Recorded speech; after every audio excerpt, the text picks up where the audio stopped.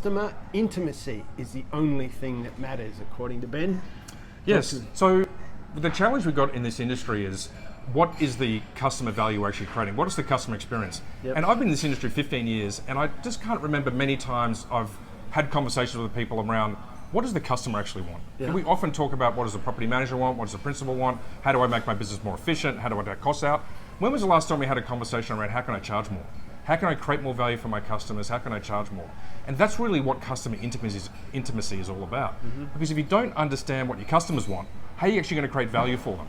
And so customer intimacy is understanding what your customers want and making all the changes in your business, from the cultural changes, the process changes, your system changes, to deliver to each customer things that they value. And that's what really separates and will separate the businesses that are going to thrive in the coming industry from the ones that are going to really struggle and find that their viability starts getting threatened.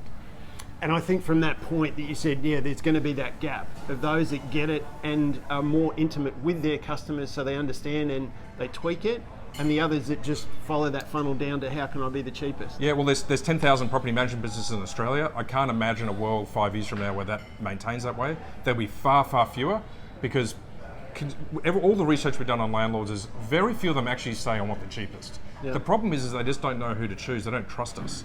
And so whoever works this out is the secret to trust. Whoever understands their customer, you have to know that to be able to build trust with them. You can't build trust with someone you don't know, or really you're not actually trying to create value for them.